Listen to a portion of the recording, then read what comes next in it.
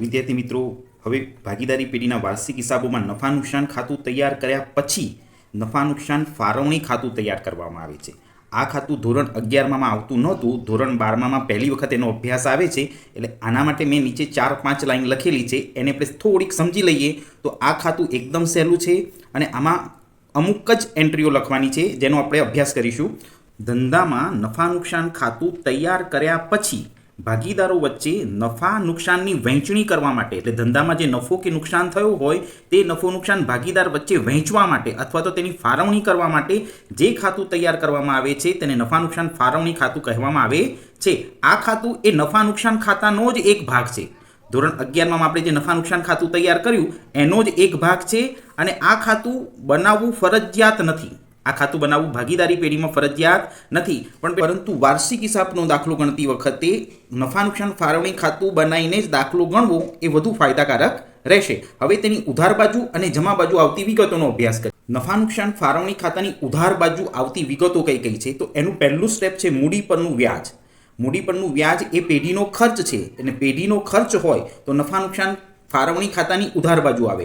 ભાગીદારનો પગાર, bonus, commission અને મહેતાણું આ ચાર મુદ્દા પહેલા ચેપ્ટરમાં આવતા હતા. કોઈ ભાગીદાર વર્ષ દરમિયાન જે કાર્ય કરે એ બદલ તેને પગાર ચૂકવવાનું હોય, એને બોનસ ચૂકવવાનું હોય, એનું કમિશન કે મહેતાણું એ પેઢીનો ખર્ચ છે. પેઢીનો ખર્ચ છે એટલે પેઢીના ખર્ચ હોય તેવી તમામ વિગતો નફા નુકસાન ફાળવણી ખાતાની ઉધાર બાજુ આવશે.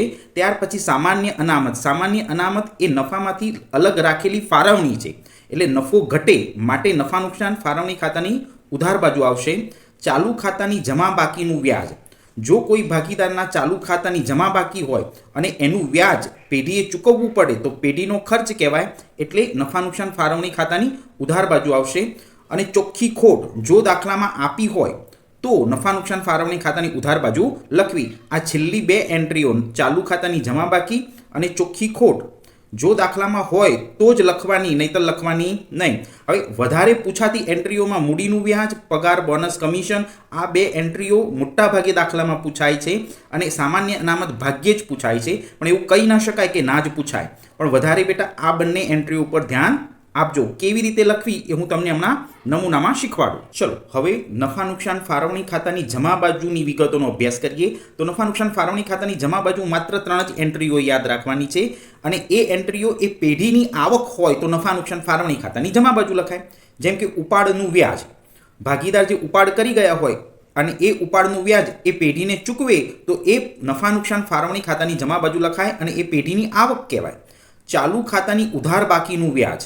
કોઈ ભાગીદારના ચાલુ ખાતાની ઉધાર બાકી હોય એટલે એ ભાગીદાર પેઢીમાંથી રૂપિયા ઉપાડી ગયો હોય અને એનું વ્યાજ ચૂકવે તો તે પેઢીની આવક કહેવાય, માટે નફા નુકસાન ફાળવણી ખાતાની જમા બાજુ આવે. અને જો દાખલામાં ચોખ્ખો નફો આપ્યો હોય અથવા ચોખ્ખો નફો આવે તો નફા નુકસાન ફાળવણી ખાતાની જમા બાજુ નોંધાય. આ 3 એન્ટ્રીઓ નફા નુકસાન ફાળવણી ખાતાની જમા બાજુ નોંધાય અને પેલી 5 એન્ટ્રીઓ ઉધાર બાજુ નોંધાય. હવે કેવી રીતે એનો નમૂનો બને એ હું તમને શીખવાડું. ચલો હવે નફા નુકસાન ફાળવણી ખાતું કેવી રીતે તૈયાર થાય એની સમજૂતી શરૂ કરીએ. તો એની બે બાજુ બાંધી દેવાની, ઉધાર અને જમા. પછી વિગત, રકમ, વિગત, રકમ 4 ખાના બનાવવા. તો ઉધાર બાજુ કઈ એન્ટ્રીઓ આવે તો પેઢીનો ખર્ચ કે નુકસાન હોય તો ઉધાર બાજુ આવે અને આવક કે નફો હોય તો જમા બાજુ આવે. તો ઉધાર બાજુની પહેલી એન્ટ્રી આપણે શરૂ કરી. જો નફા નુકસાન ખાતામાં ચોખ્ખી ખોટ મળે તો તે નફા નુકસાન ફાળવણી ખાતાની ઉધાર બાજુ લખવાની. તે ઉપરાંત મૂડી પરનું વ્યાજ. બંને ભાગીદારોની જે મૂડી છે એનું વ્યાજ જો વર્ષના અંતે ચૂકવવાનું હોય, દાખલામાં ઉલ્લેખ હોય તો બંને ભાગીદાર એ અને બી નું વ્યાજ ગણવાનું. એ એન્ટ્રી પહેલાં અંદર લખવાની અને એ બંનેનું ટોટલ બહારના કોલમમાં લઈ જવાનું. એટલે અહીંયા આગળ બંનેનું ઇન્ડિવિડ્યુઅલ અલગ અલગ વ્યાજ ગણી કુલ વ્યાજ બહારના કોલમમાં લખવું. જો કોઈ પેઢીનો ભાગીદાર પેઢીમાં કામ કરતો હોય અને એને પગાર આપવાનો હોય, અને બોનસ આપવાનું હોય, કમિશન આપવાનું હોય કે મહેતાણું આપવાનું હોય, જો બંને ભાગીદાર કામ કરતા હોય તો બંને પગાર લેવાને હકદાર છે, બંનેને કમિશન લેવાને હકદાર છે. જો બેમાંથી કોઈ એક ભાગીદાર કામ કરે તો એકને જ પગાર મળે, પણ એ પગાર ત્યારે જ મળે કે જ્યારે ભાગીદારી કરારમાં ઉલ્લેખ હોય ત્યારે. તો માની લો કે બંનેને પગાર આપવાનો હોય તો બંનેના નામ લખવાના, રકમ લખી અને ટોટલ 12 લખવાનું. આ રીતે બંને ભાગીદારનો પગાર આપી શકાય, બંનેને બોનસ આપી શકાય, કમિશન આપી શકાય અને મહેતાણું પણ આપી શકાય. એન્ટ્રી આ જ રીતે પડે. બંનેની રકમ અંદર લખી અને ટોટલ 12 લખી દેવાનું. જો કોઈ ભાગીદારના ચાલુ ખાતાની જમા બાકી હોય, એટલે એનું કરંટ એકાઉન્ટ ચાલુ ખાતું હોય અને એની જમા બાકી હોય તો એનું વ્યાજ એ પેઢીનો ખર્ચ છે. એનું વ્યાજ એ પેઢીનો ખર્ચ છે, માટે એને ઉધાર બાજુ લખવાનું. ચાલુ ખાતાની જમા બાકીનું વ્યાજ પેઢી માટે ખર્ચ છે. હવે બે ભાગીદારમાંથી એકની જમા બાકી હોય તો એકનું વ્યાજ ઉધાર બાજુ લખવું પડે. બંનેની જમા બાકી હોય તો બંનેની એન્ટ્રી લખવાની. એવું નહીં કે એકની જમા બાજુ લખવાનું ને એકનું ઉધાર બાજુ લખવાનું, પણ ફરજિયાત બેટા બંનેની જમા બાકી હોય તો બંનેનું વ્યાજ અહીં જ ગણવાનું અને એનું ટોટલ 12 લખી દેવાનું. તે ઉપરાંત જો દાખલામાં સામાન્ય અનામત ખાતે રકમ લઈ જવાની હોય અથવા તો સામાન્ય અનામતની રકમ ફાળવવાની હોય તો નફો થાય તો જ ફાળવવાની. જો પેઢીમાં નુકસાન થાય તો સામાન્ય અનામત રાખી શકાય નહીં. માટે દાખલામાં નફો થયો હોય તો સામાન્ય અનામત દાખલામાં કીધું હોય તો તે ફાળવણી ખાતાની ઉધાર બાજુ લખવું. જમા બાજુની વિગતોની સમજૂતી મેળવીએ. જો નફા નુકસાન ખાતામાં નફો થયો હોય તો તે નફો નફા નુકસાન ફાળવણી ખાતાની જમા બાજુ લાવી અને પછી ગણતરી શરૂ કરવાની. એના માટે ઉપરની 2 લીટી છોડો તો પણ સાચા, અને જો ભૂલી જઈએ પરીક્ષામાં તો આ નફો નીચે લખીને પણ દાખલો પૂર્ણ કરવાનું. જો ભાગીદારોએ વર્ષ દરમિયાન ઉપાડ કર્યો હોય એટલે પેઢીમાંથી રોકડ કે માલસ્ટોક સ્વરૂપે રકમ લઈ ગયા હોય તો તે ઉપાડનું વ્યાજ વર્ષના અંતે ગણવું પડે. અને જો બંને ભાગીદારે ઉપાડ કર્યો હોય તો બંનેના ઉપાડનું વ્યાજ એ પેઢીની આવક કહેવાય. અને પેઢીની આવક થાય તો નફા નુકસાન ફાળવણી ખાતાની જમા બાજુ લખાય. તો બંનેનું વ્યાજ ગણી અને એ વ્યાજનું ટોટલ 12 લખી દેવાનું. તો આ ઉપાડના વ્યાજની અસર પૂરી થાય. મોટાભાગના છોકરા ભૂલ શું કરે છે, અહીંયા આગળ ઉપાડે લખે છે અને ઉપાડનું વ્યાજે લખે છે. ના, અહીંયા માત્ર ઉપાડ પરનું વ્યાજ જ લખવાનું, ઉપાડ અહીં લખવાનો નહીં. હવે એ જ રીતે ચાલુ ખાતાની ઉધાર બાકીનું વ્યાજ, ચાલુ ખાતાની ઉધાર બાકી આપી હોય અને જો એનું વ્યાજ ગણવાનું હોય તો એ પેઢીની આવક કહેવાય. માટે નફા નુકસાન ફાળવણી ખાતાની જમા બાજુ લખવાનું. જો એક ભાગીદારનું હોય તો એકનું લખવાનું અને બંનેનું હોય તો બંનેનું લખવાનું. આના સરવાળા કરવાના બાકી રાખ્યા છે. જો દાખલો પ્રેક્ટિકલ ગણીએ તો એ આપણને વધારે ખ્યાલ આવે. માટે અહીં કઈ એન્ટ્રી ક્યાં આવે એની જ થિયરી ભણાઈ છે. હવે આપણે મૂડી ખાતા અંગેનો અભ્યાસ કરીશું. ચલો હવે ભાગીદારોના મૂડી ખાતા વિશેનો અભ્યાસ કરીએ. તો ભાગીદારોના મૂડી ખાતાની જમા બાજુ કઈ એન્ટ્રી લખાય અને ઉધાર બાજુ કઈ એન્ટ્રી લખાય એના માટે મેં 3 લાઈન લખેલી છે. તો જુઓ, ભાગીદારોની મૂડીમાં વધારો થાય અને એવા વ્યવહાર હોય, ભાગીદારોની મૂડીમાં વધારો થતા વ્યવહાર મૂડી ખાતાની જમા બાજુ નોંધાય છે, જ્યારે મૂડીમાં ઘટાડો થતા વ્યવહારો મૂડી ખાતાની ઉધાર બાજુ નોંધાય છે. તમારી મૂડી, ભાગીદારોની મૂડીમાં જો વધારો થતો હોય તેવા વ્યવહાર જમા બાજુ લખવાના અને ઘટાડો થતા હોય એવા વ્યવહારો ઉધાર બાજુ લખવાના. ચલો, તમે ધોરણ 11 અંદર મૂડી દેવા બાજુ આ રીતનું એક ફોર્મેટ બનાવેલું છે. જે વિદ્યાર્થીએ આ ફોર્મેટ તૈયાર કરેલું હશે ને એને મૂડી ખાતા બનાવવા એકદમ સહેલા પડશે. તો હું 11મા ધોરણના ફોર્મેટની વાત કરું છું.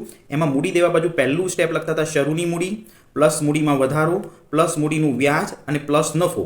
આ બધાનું ટોટલ કરી અને તેમાંથી બાદ કરતા હતા ઉપાડ, ઉપાડમાં વધારો, ઉપાડ પરનું વ્યાજ અને ચોખ્ખી ખોટ. આ બધી એન્ટ્રી બાદ કર્યા પછી જે મૂડી મળે તે આખરની મૂડી એટલે કે વર્ષના અંતની મૂડી કહેતા હતા. આ મૂડીના ફોર્મેટ ઉપરથી જ મૂડી ખાતું તૈયાર કરવાનું છે. તો આ નીચેના જે સ્ટેપ જે બાદ કરીએ છીએ ને એ મૂડીમાં ઘટાડો સૂચવે છે. મૂડીમાં શું સૂચવે છે? ઘટાડો. અને આ ઉપરના જે સ્ટેપ છે એ મૂડીમાં વધારો સૂચવે છે. આ 4 સ્ટેપ જે ઉપરના છે એ મૂડીમાં વધારો સૂચવે છે અને બાદ કરીએ છીએ મૂડીમાં ઘટાડો સૂચવે છે. તો આ પ્લસવાળી એન્ટ્રીઓ બધી મૂડી ખાતાની જમા બાજુ લખી દેવાની અને માઇનસવાળી એન્ટ્રીઓ મૂડી ખાતાની ઉધાર બાજુ લખી દેવાની. તે ઉપરાંત ધોરણ 12માં 2 એન્ટ્રી વધારાની યાદ રાખો અને એક સામાન્ય ફેરફાર કરો એટલે મૂડી ખાતા તૈયાર થઈ જશે. હવે એ મૂડી ખાતા કેવી રીતે બનાવવા તેની હું થિયરી સમજાવું. ચલો, ભાગીદારોના મૂડી ખાતા. ભાગીદારોના મૂડી ખાતાની અંદર 2 બાજુ બનાવવાની, ઉધાર બાજુ અને જમા બાજુ. એમાં પહેલું ખાનું તારીખનું રાખવાનું, બીજું ખાનું વિગતનું રાખવાનું, ત્રીજું બંને ભાગીદારો હોય તો 2 ભાગીદારોના નામ લખવાના A અને B. જો 3 ભાગીદારો હોય તો 3 ભાગીદારોના નામ લખવાના. આ એની ઉધાર બાજુ તૈયાર થઈ. એ જ રીતે જમા બાજુ તૈયાર થશે, તારીખ, વિગત A અને B. તો પહેલા જમા બાજુ આવતી વિગતોનો અભ્યાસ કરીએ. પહેલા તારીખના ખાનામાં જે શરૂઆતની મૂડી છે એ મૂડી ખાતાની જમા બાજુ લખવાની. બાકી આગળ લાવ્યા. બંને ભાગીદારની મૂડી દાખલામાં આપેલી હોય એની રકમ કાચા સરવૈયામાંથી અહીં બંનેના ખાનામાં લખી દેવાની. એને જ શરૂઆતની મૂડી કહેવાય. જેમાં વિગતના ખાનામાં લખવાનું, બાકી આગળ લાવ્યા, જેમાં તારીખ 1/4 લખવાની. મેં નીચે વર્ષ નથી લખ્યું, પરીક્ષામાં ખાલી વર્ષ બદલાશે. હવે આ ઉપરાંત જો મૂડીમાં વધારો થયો હોય, બંને ભાગીદારે કર્યો હોય તો બંનેના ખાનામાં લખવાનું. પણ જો કોઈ એક ભાગીદાર મૂડીમાં વધારો કરે અને બીજો ભાગીદાર મૂડીમાં વધારો ન કરે તો એના ખાનામાં રકમ લખવાની, બીના ખાનામાં રકમ લખવાની નહીં. હવે મૂડી પરનું વ્યાજ.